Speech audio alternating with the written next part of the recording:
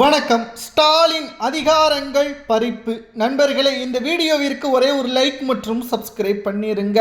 எந்த ஒரு உயர் அரசு அதிகாரியும் இனியும் ஸ்டாலின் பேச்சை கேட்கக்கூடாது. அப்படி கேட்டு செயல்பட்டால் பதவிகள் பறிக்கப்படும், இடமாற்றம் செய்யப்படும், முழுமையான அதிகாரங்கள் இல்லாத துறைக்கு மாற்றப்படும் என்பதை முதல்வர் விஜய் அவர்கள் உத்தரவை பிறப்பித்துள்ளார். லஞ்ச ஒழிப்புத்துறையின் இயக்குநராக இருந்த அருண் IPS அதிகாரி ஏவா வேலுவிற்கும் பொன்முடி அவர்களுக்கும் KN நேரு அவர்களுக்கும் விசுவாசியாக செயல்பட்டார் என்ற காரணத்தினால் தற்பொழுது போலீஸ் அகாடமி இயக்குநராக மாற்றப்பட்டுள்ளார். இதேபோல மீண்டும் திமுகவிற்கு விசுவாசியாக உயர் அரசு அதிகாரி செயல்பட்டால் அவர்களுக்கும் இதே தண்டனைதான். திமுகவின் தலைவராக இருக்கக்கூடிய ஸ்டாலின் அவர்களுக்கு அதிகாரங்கள் இனி வரப்போவது கிடையாது. அவரது அதிகாரங்களை தமிழக மக்கள் பறித்து விட்டார்கள். இனியும் ஸ்டாலினுக்கு எந்த ஒரு அதிகாரமும் கிடையாது என்பதை தற்பொழுது உதயநிதி அவர்களுக்கு எதிராகவும் திமுகவினர்களுக்கு எதிராகவும் முதல்வர் விஜய் அவர்கள் நிர்வாகிகளிடமும் தற்பொழுது அரசு உயர் அதிகாரிகளிடமும் பேசியுள்ளார். IPS IAS அதிகாரிகள் மக்களுக்காகத்தான் வேலை செய்ய வேண்டும். மக்களின் தேவைகளை பூர்த்தி செய்வதற்காகத்தான் நீங்கள் மக்களின் வரிப்பணத்தை சம்பளமாக பெறுகிறீர்கள். எந்த ஒரு அரசியல் கட்சிக்கும் விசுவாசியாக இருக்கக்கூடாது.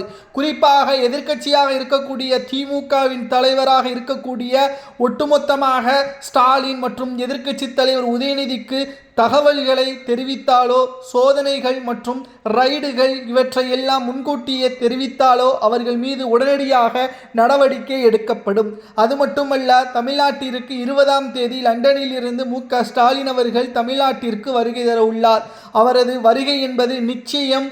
விமான நிலையத்திலேயே சேகர்பாபு மற்றும் பொன்முடி KN நேரு இவர்களது வீட்டில் நடைபெற்ற சோதனைகளின் அடிப்படையில் கடைசியாக ஏவா வேலு அவர்களது வீட்டில் நடைபெற்ற சோதனையில் கைப்பற்றப்பட்ட ஆவணங்களின் அடிப்படையில் MK ஸ்டாலின் அவர்களை விமான நிலையத்தில் இருந்தே சென்னைக்கு அழைத்து வரப்பட்டு விசாரணை நடத்த லஞ்ச ஒழிப்புத்துறையினர் முடிவெடுத்திருப்பதாக தகவல்களும் கிடைக்கப்பெற்றுள்ளது.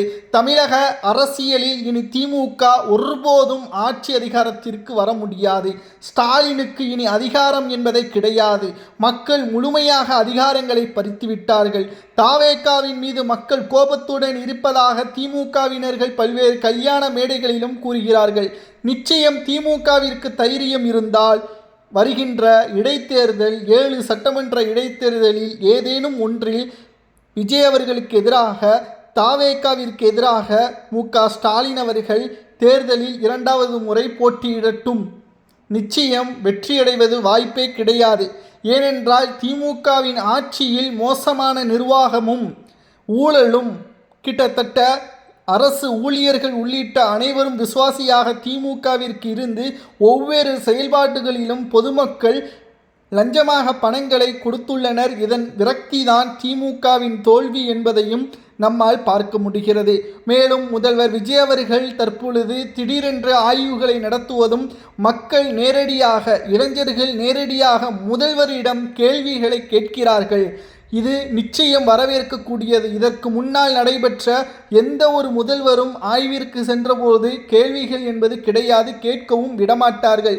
ஆனால் இப்பொழுது உள்ள இளைஞர்கள் முதல்வர் விஜய் அவர்களிடம் தங்களுக்கான பிரச்சனைகளை களத்தில் முன்வைக்கிறார்கள் என்றால், அந்த சுதந்திரத்தை முழுவதுமாக தமிழ்நாட்டு மக்களுக்கு கொடுத்துள்ளார்கள் என்றால் இது மன்னராட்சி கிடையாது, மக்களாட்சி என்பதை உணர்த்தும் விதமாக முதல்வர் விஜய் அவர்கள் செயல்படுகிறார் என்பதை கூட்டணி கட்சியின் தலைவர்களும், கிட்டத்தட்ட தாவேகாவின் கூட்டணி கட்சியின் நிர்வாகிகளுமே பொதுவெளியில் பேசுவதோடு பொதுமக்களும் ஆதரவுகளையும் தெரிவித்துள்ளனர்.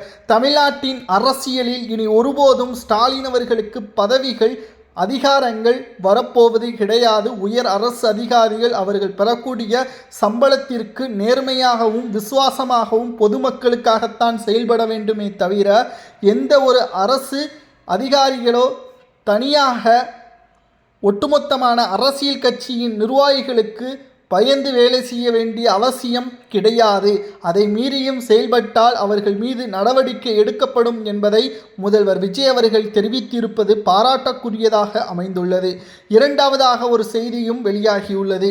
முதல்வராக விஜய் அவர்கள் பொறுப்பேற்று 65வது நாளில் திமுகவின் மாஜி அமைச்சர்கள் 34 கேபினெட் மாஜி அமைச்சர்கள் மீதும் ஊழல் வழக்குகள் பதிவு செய்ய முன்வந்துள்ளதாகவும் அதற்காக சரியான ஆவணங்கள் அனைத்தையும் சேகரித்து திமுகவின் தலைவர் மு.க.ஸ்டாலின் அவர்களை எதிர்த்து நேரடியாக அரசியல் களத்தில் ஒரு பெரிய மாற்றத்தை இனியும் திமுக ஆட்சி அமைக்க முடியாதவாறும் எதிர்க்கட்சி பதவியில் இருக்க முடியாதவாறும் தமிழக மக்களால் நேரடியாக ஊழல் குற்றச்சாட்டுகளை பொதுவெளியில் வெளியிடுவதற்கான அனைத்து ஏற்பாடுகளையும் விஜய் அவர்கள் செய்யப் போவதாகவும் இது நடந்துவிட்டால் கனவிலும் கூட உதயநிதி தமிழ்நாட்டின் முக்கியமான பதவிகளில் பெற முடியாது.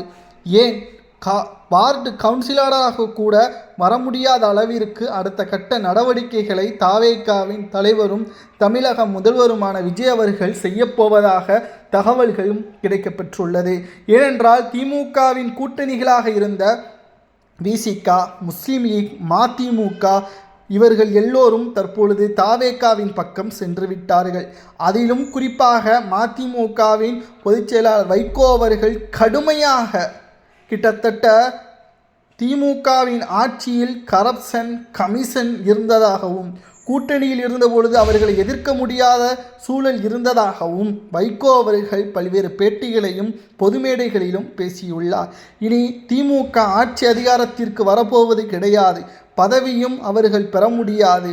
இனி அதிகாரங்கள் எல்லாம் பறிக்கப்பட்டு அரசு உயர் அதிகாரிகள் அவர்களது வருமானத்திற்கு சரியாக வேலை செய்ய வேண்டும், மக்களின் பாதுகாப்பை உறுதி செய்ய வேண்டும் என்பதுதான் தற்பொழுது முதற்கட்டமான உத்தரவு என்பதையும் முதல்வர் விஜய் அவர்கள் பிறப்பித்துள்ளார்.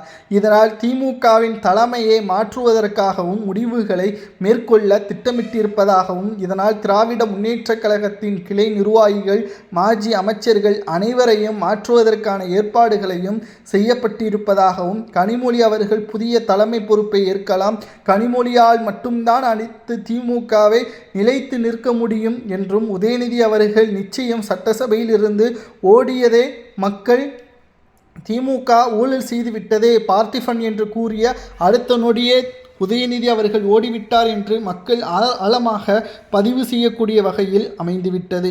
திராவிட முன்னேற்ற கழகத்தை பொறுத்தளவிற்கு மிகப்பெரிய அளவிலான மாற்றங்களும் தமிழக அரசியலில் தற்பொழுது உருவாகியுள்ளது.